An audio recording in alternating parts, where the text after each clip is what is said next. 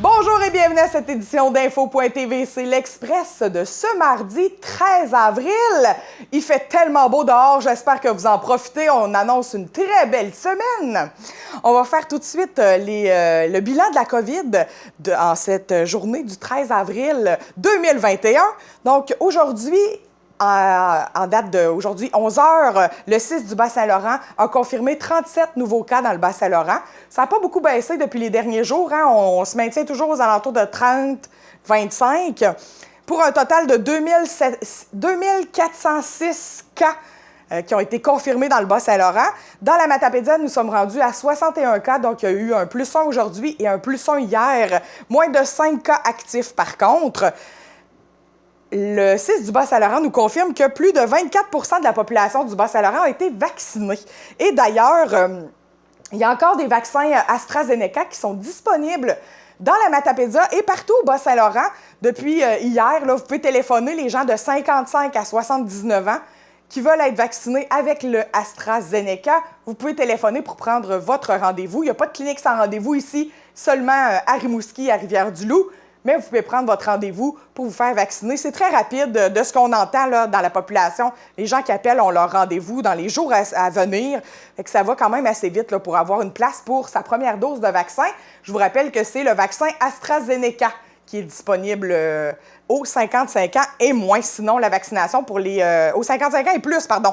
Sinon, pour la vaccination des 79 ans et plus, des 80 ans et plus, ça va bon train aussi de ce côté-là. Il y a eu un point de presse aujourd'hui à 1 h. Ce qui a retenu mon attention de ce point de presse, eh bien, c'est... je crois que le gouvernement s'est fait taper les doigts sur la clarté. Hein? Au dernier point de presse de la semaine dernière, M. Legault n'a pas tout dit ce qu'il avait à dire comme mesure et il s'en est fait taper les doigts. Donc, il est revenu sur la mesure qui est passée un peu sous silence au dernier point de presse, qui était de porter un masque à l'extérieur quand on fait des activités. Donc, quand vous allez prendre une marche avec vos amis, vous êtes un groupe de 8 et moins, vous devez porter votre masque à l'extérieur. Bien important, sinon vous pouvez vous faire attraper. Ça peut finir par une amende salée. Et aussi, on en a parlé amplement, mais le fait qu'on puisse pas aller vers une zone jaune, nous, les zones rouges, ou vers une zone orange, là, il est revenu là-dessus aussi, puis c'est bien important de respecter ça. Dans la Matapédia, demain, 14 avril, à partir de minuit jusqu'à 9h30, il y aura grève au milieu scolaire. Toutes les écoles de la Matapédia seront en grève jusqu'à 9h30. Donc, les élèves du primaire, vous allez en classe, l'autobus passe 2 heures plus tard. Exemple, vous preniez l'autobus à 7h10, eh bien, vous prendrez l'autobus à 9h10. Pour les autres, que c'était soit à pied ou que leurs parents allaient les reconduire, eh bien, vous pouvez arriver à partir de 9h30 seulement. Il n'y aura pas de surveillance dans les cours d'école avant ça. Pour les jeunes du secondaire, du professionnel, eh bien, c'est école en Zoom. Donc, école à distance pour tous demain pour le reste de la journée. On a appris par voie de communiqué que Fort Cozap était reporté à 2022, on s'en doutait, mais il nous prépare toute une édition pour 2022. Et sur la page de la MRC, la page Facebook de la MRC, je vous invite à aller consulter les normes et conseils pour faire un feu à l'extérieur. Hein? Ça a fondu vite, c'est sec à l'extérieur, il n'y a pas eu de pluie. Donc, très dangereux, il faut être vigilant si on fait des feux extérieurs. On sait que les soirées commencent à être belles et ça commence à être intéressant d'être dehors plus tard. Donc, les feux sont à l'honneur. Faites attention, allez vérifier, allez voir les consignes qu'ils nous ont offertes. Voilà, sur le site de la MRC. Aujourd'hui, à l'émission, on a une entrevue avec Pascal Bérubé. Ça faisait longtemps qu'on ne l'avait pas vu. On fait le point sur la COVID avec lui. Et tout d'abord, Pierre Damour, le maire d'Amqui, qui a d'excellentes nouvelles sur le développement de sa ville.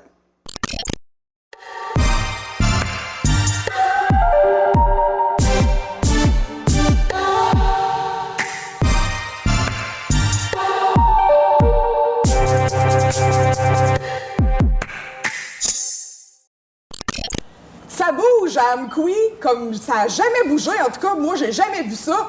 Autant de nouvelles, d'annonces, de bonnes nouvelles. Je suis en compagnie du maire d'Amqui, Pierre Damour, qui va nous partager toutes ces belles nouvelles-là. Bonjour, Pierre. Bonjour, Mme Émilie. Je ne sais pas si je les partagerai tous, mais en tout cas, on va partager ce qu'on peut partager. C'est ça, parce qu'il y a des petits secrets qui vont s'en venir. Oui, mais voilà. ceux qu'on connaît, oui.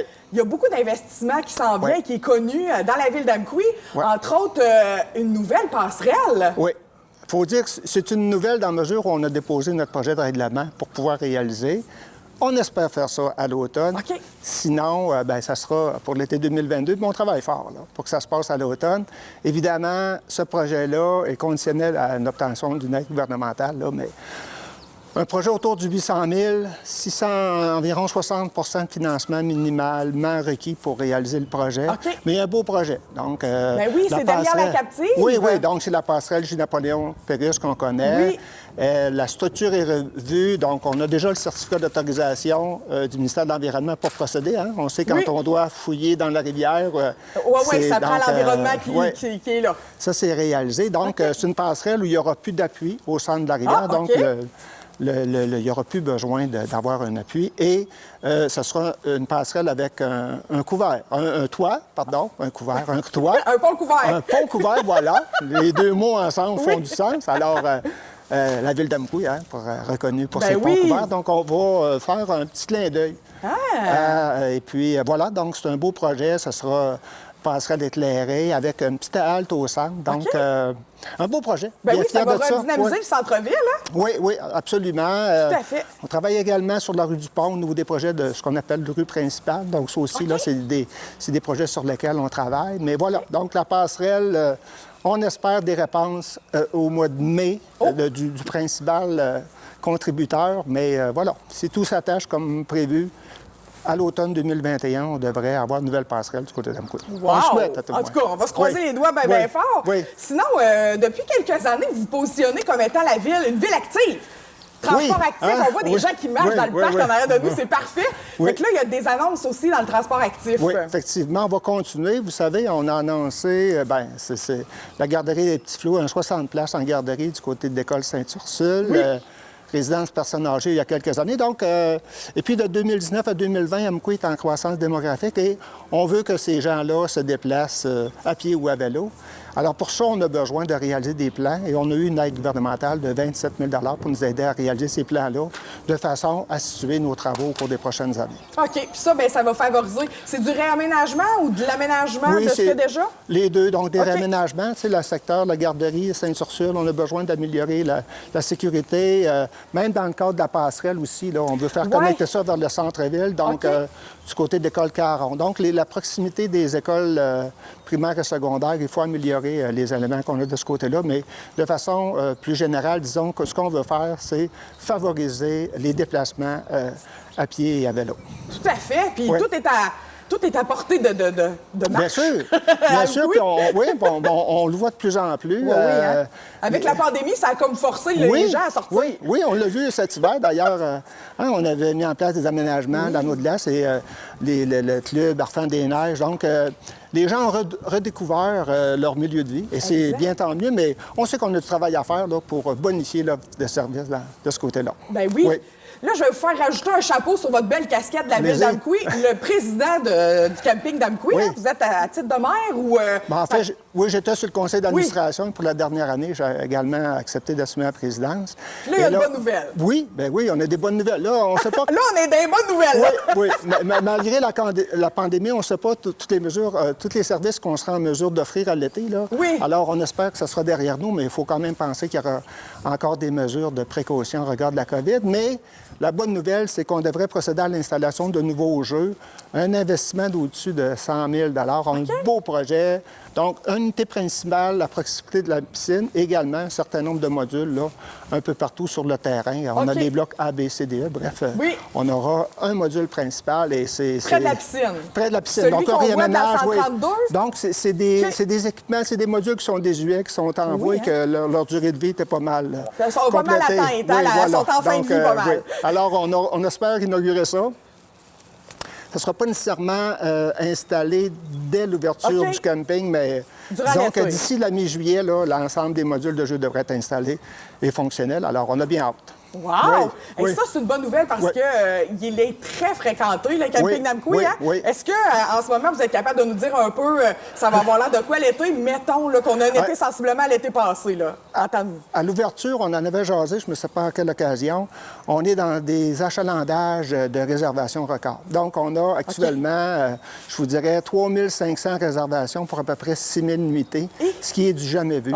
Alors, on a besoin d'accueillir. On regardera comment est-ce qu'on est capable. On sait qu'on va peut-être avoir besoin de certains espaces supplémentaires temporaires. Donc, c'est ça qu'on veut regarder pour le démarrage du camping. Mais bref, on a besoin de mettre les énergies, de faire mettre en place toute l'équipe qui va procéder au démarrage de notre saison 2021 au camping Namkoui. Là, j'en profite, parce que vous avez dit l'équipe, vous êtes en recrutement pour beaucoup de postes à la oui, ville. Oui, c'est le temps de plugger ça. Oui, absolument. Donc, si vous allez sur le site web, là, vous allez voir, on a besoin de préposés, on a besoin de main-d'œuvre aussi. Un poste qui est devenu vacant là, du côté de la gérance. Alors, s'il y a des gens qui ont le goût de relever le défi, puis on est dans de l'effervescence du côté du camping. L'achalandage est bon. Alors, s'il y a des gens qui ont le goût de se rejoindre à l'équipe du camping Namkoui, alors vous êtes les bienvenus. Les postes sont affichés là, sur la ville d'Amkoui. Moi, c'était ma première job d'été, travailler au camping de Cozap. C'est ma plus belle été au monde.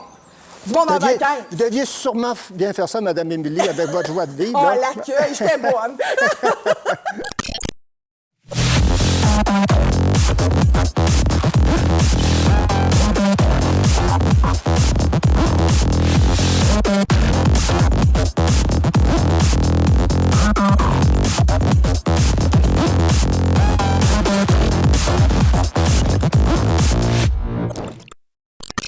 Je suis en compagnie de notre député provincial, M. Pascal Bérubé. On va discuter pandémie avec lui. Bonjour, Pascal.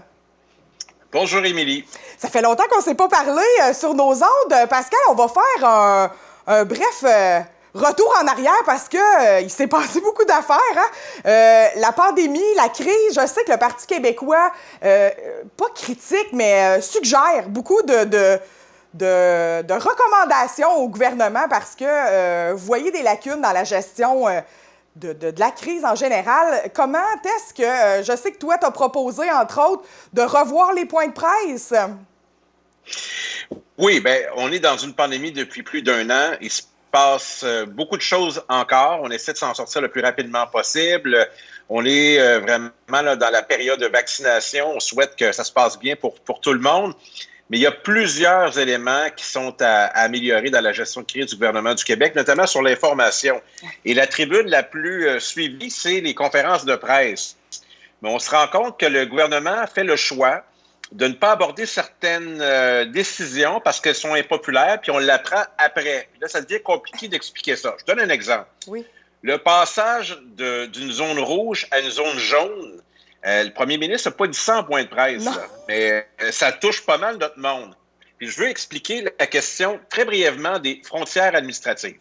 Ben oui, parce que là, les gens disaient beaucoup sur les réseaux sociaux, hein, on veut être en Gaspésie, on veut déménager de région. Oui. Bien, d'abord, je vais peut-être apprendre un certain nombre d'éléments aux matapédiens et matapédiennes. Oui. Je me lance. La Matapédia, elle est au plan administratif au Bas-Saint-Laurent. Donc, on est dans cette région-là. La capitale régionale, c'est Rimouski. Les services régionaux sont beaucoup à partir de Rimouski, notamment l'hôpital et la santé publique et le CI3S. On est au Bas-Saint-Laurent. Là où c'est complexe, c'est qu'on est aussi en Gaspésie touristique. Donc, le tour de la Gaspésie, Sainte-Flavie à Sainte-Flavie. Qu'est-ce que ça veut dire? Bien, on est en zone rouge. Bien, beaucoup à cause de l'ouest du Bas-Saint-Laurent, Rivière-du-Loup, le Kamouraska.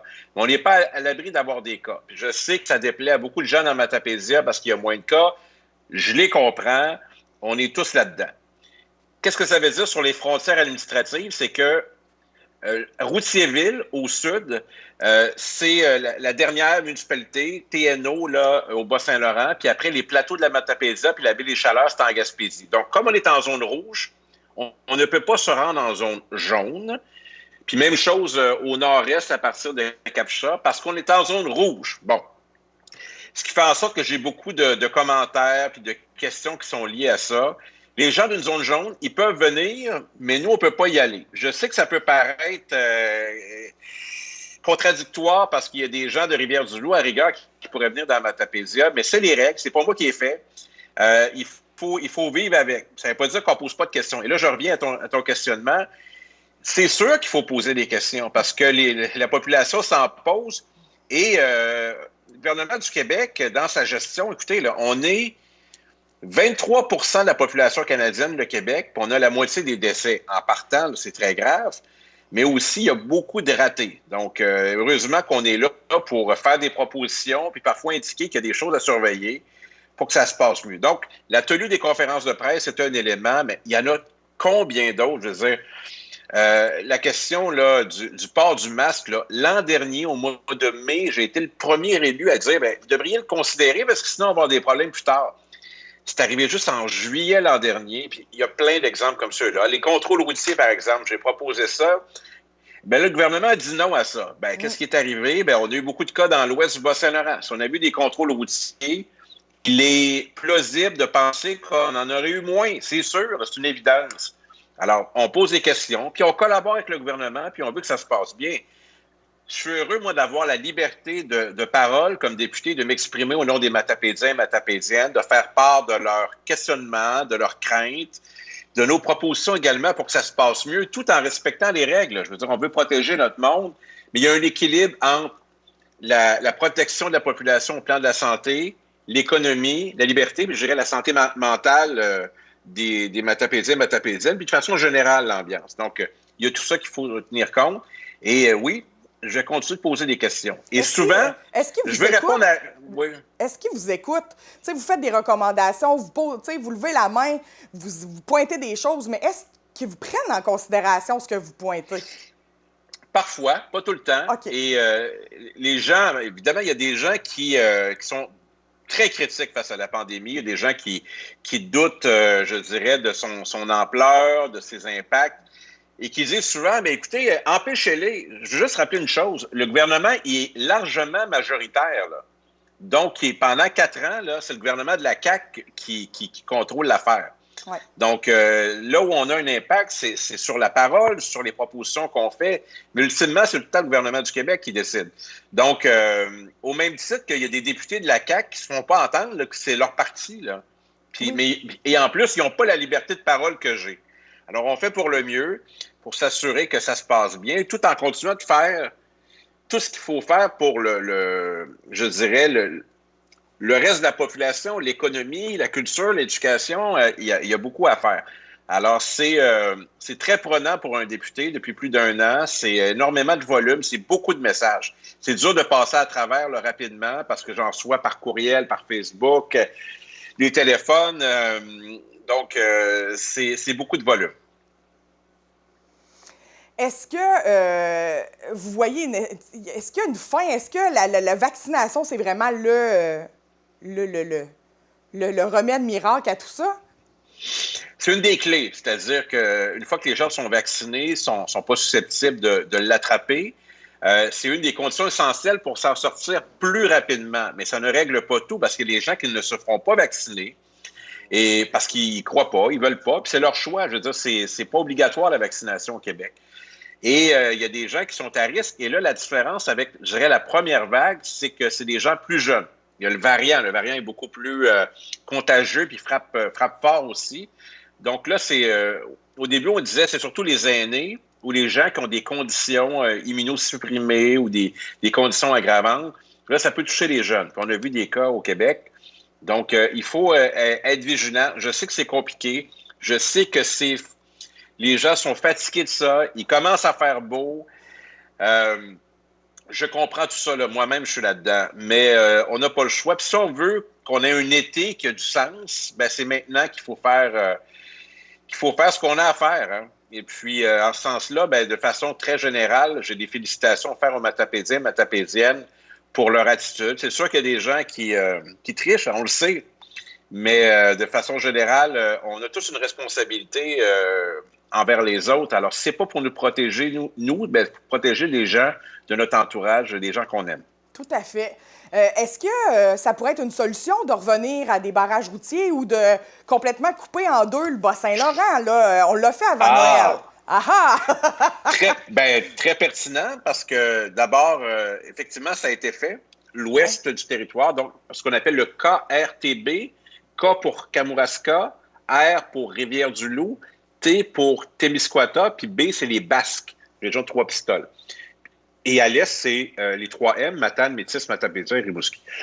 Mais oui, c'est possible. Mais là, le gouvernement du Québec ne veut plus le faire. Il le fait avant Noël, puis il dit « Ah, on ne veut plus le faire ». Moi, j'ai proposé ça. Les barrages routiers, scinder la région en deux. Voici 2 propositions que j'ai faites qui, je pense, reflètent bien l'opinion des Matapédiens et des Matapédiennes là-dessus. Est-ce que ça pourrait venir? Je ne le sais pas. La santé publique nous dit, écoutez, c'est pour vous protéger d'une certaine façon d'avoir les mêmes règles pour tout le monde. Donc, zone rouge, une des principales contraintes supplémentaires, c'est les restaurants, par exemple. Donc, on ne peut plus aller en salle à manger, il faut prendre pour emporter ou livraison. Ça, c'est un des enjeux. Je sais qu'à l'école, les parents trouvent ça difficile de voir leurs enfants avec des masques. Je les comprends tellement. Les règles, elles sont pas mal au maximum. Quoique, dans plusieurs régions, présentement, Québec, Lévis, l'Outaouais, là, c'est vraiment là, beaucoup plus de contraintes. Je veux dire, c'est vraiment très, très grave ce qui se passe là, dans ces 3 régions. Et ajoutons la région de Montréal et de Laval, qui ont des couvre-feux à 20 heures. Depuis, là, on se parle ce lundi, depuis minuit. Donc, on s'en est rendu compte. Là, il y a des gens qui ont manifesté puis qui ont trouvé que c'était une bonne idée de briser des fenêtres à Montréal. Là. Ça mérite d'être condamné. Donc, c'est ça la situation dans laquelle on est. Puis on n'a pas de date de sortie de pandémie. Hein? Non. Alors, oui, la vaccination, c'est la clé. Et puis, ça fonctionne plutôt bien. Moi, j'ai visité une clinique à Montjoly. Ça se passe bien. Puis, c'est possible de réserver en ligne. Il y a une clinique sans rendez-vous à Rimouski avec l'AstraZeneca, les gens qui voudraient l'avoir. C'est pas prévu qu'il y en ait pour l'instant dans la Matapédia, mais je sais qu'il y a des gens qui ont aucun problème à aller à Rimouski pour ça. Là, je parle de la clinique sans rendez-vous. Ouais. Il y a des cliniques avec rendez-vous dans la Matapédia. Ben oui. Est-ce que, Pascal, y a-tu des annonces, des projets autres que, mettons, on parle d'autres choses que la pandémie, là, qui peuvent se passer? Oui, parfait. Je veux parler de travaux routiers. Oui. Alors, il y a eu la programmation routière 2021-2022 qui a été annoncée. Je vais la rendre publique sur ma page Facebook bientôt, mais j'ai aussi un budget discrétionnaire pour des travaux routiers sur des routes municipales, donc qui ne sont pas éligibles au financement. Donc, j'ai choisi quelques municipalités dans la Matapédia qui vont être financées cette année. 20 000 à Saint-Cléophas, 40 000 à Saint-Noël, 60 000 à Saint-Vianney, 44 000 à Saint-Zénon-du-Lac-Oumkoui, 50 000 à Sainte-Florence et 42 500 à Amkoui. Ça peut paraître petit comme montant, mais ça va permettre aux municipalités de faire des travaux qui peut-être ne se feraient jamais parce qu'ils n'ont pas les disponibilités financières. Donc, je paie la moitié de la facture. Et dans tous ces cas-là, ils ont identifié soit des rues, des routes ou des rangs qui avaient besoin de travaux et ça va se faire cet été. Alors, pour chacune des municipalités visées, elles vont identifier à la population qu'est-ce qui va être fait. Ça, c'est une bonne nouvelle. Oui. On a plusieurs bonnes nouvelles qui s'en viennent pour Amkoui. Okay. Notamment, ça me démange de le dire. J'ai pas vraiment le droit de le dire parce que ça va faire l'objet d'une annonce Québec et Ottawa. Mais on y a travaillé puis on est heureux du résultat. Indice, c'est lié au sport et c'est Amkoui. Et je pense que l'annonce va se faire d'ici quelques semaines. C'est un enjeu intéressant. En fait, ça va être une infrastructure surtout pas mal intéressante pour l'attractivité d'Amkoui. Ça va être annoncé. Et puis, bien évidemment, avec les élus municipaux, on travaille constamment sur des façons de rendre notre région plus attractive. Et voilà, le travail quotidien se poursuit. Et c'est une année d'élection municipale. Oui. Alors, j'essaie de régler le plus grand nombre de dossiers avant la fin des mandats. Et puis, c'est en novembre que les gens vont voter à la fois pour leur maire, leurs conseillers municipaux et la préfecture dans le cas de la Matapédia. Oui, parce donc, pour les amateurs de politique comme moi, ça va être intéressant. Oui, dans ton comté, c'est le seul, hein? C'est la seule MRC qu'on vote. OK. Oui, alors, préfet, ce qu'on appelle préfet préfète, dans le cas de la Matapédia, élue au suffrage universel. C'est sur 3 MRC le seul cas de la Matapédia, mais ça existe ailleurs. Ça existe en Haute-Gaspésie, ça existe au Témiscouata aussi, puis ailleurs au Québec. Puis moi, j'aime cette formule-là. Je trouve que ça amène de la cohérence, une unité, puis j'aime bien travailler avec notre préfet, le Chantal Lavoie. Tout à fait. Bien, en terminant, Pascal, qu'est-ce qui s'en vient comme travail pour toi? Vous êtes encore à l'Assemblée, là, présentement? Vous siégez encore? Effectif réduit. Okay. Là, cette semaine, on reprend parce qu'on est arrêté pour une semaine. Habituellement, les 125 députés sont là. Là, c'est 36 au maximum. Okay. Bon, moi, je suis un de ceux qui est là. Comme chef parlementaire, on a un nouveau chef, mais c'est moi qui, en chambre, dirige les travaux. Oui. On continue. Il y a des commissions parlementaires. Il y a la période des questions. Il y a plein d'occasions. On va plaider pour nos régions. Encore là, je vais avoir un message que j'allais avoir du financement supplémentaire pour un projet d'habitation dans la Matapédia. Il faut que j'ouvre ça dans quelques instants. Donc, on plaide en permanence. L'idée d'avoir les ministres qui sont présents, ça aide beaucoup parce qu'on peut plaider des choses. Moi, j'aime beaucoup ça, puis ça réussit plutôt bien d'entretenir des bons liens avec les ministres pour s'assurer que nos dossiers avancent.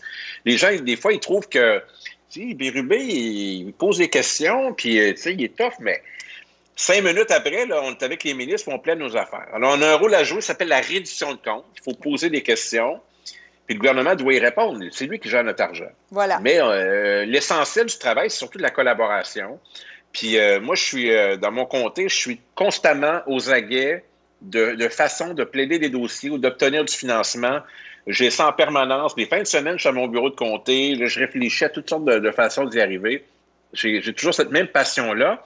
Dans la Matapédia, ça va faire cet automne, ça va faire 9 ans en septembre déjà que je suis député de la Matapédia. Et j'ai toujours la même passion pour cette région fabuleuse, notre belle vallée de la Matapédia. Bien, merci beaucoup, Pascal. On risque de se reparler bientôt. Il se passe tellement d'affaires rapidement, en espérant avoir un rendez-vous avec toi bientôt.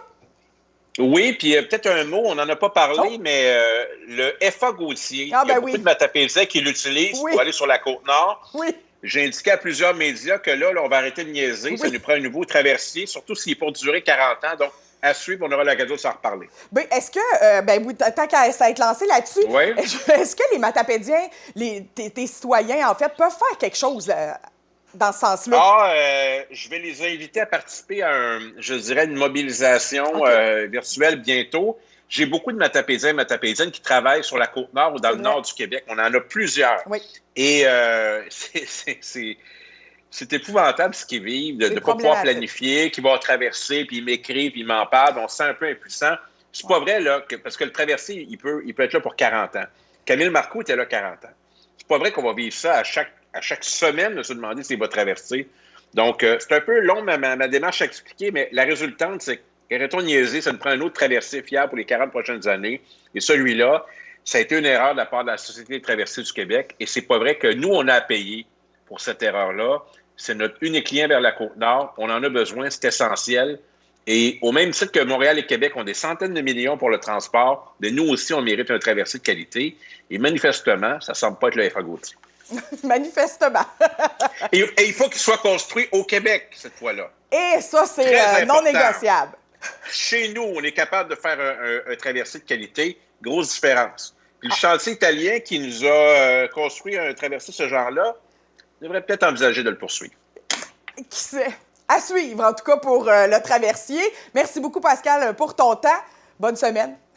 Merci. À la prochaine à TVC. Oui. Informatique Barest est responsable de l'entretien du matériel informatique de votre TVC. Informatique Barest, vente et réparation d'ordinateurs, services commerciaux et résidentiels. 418-629-INFO.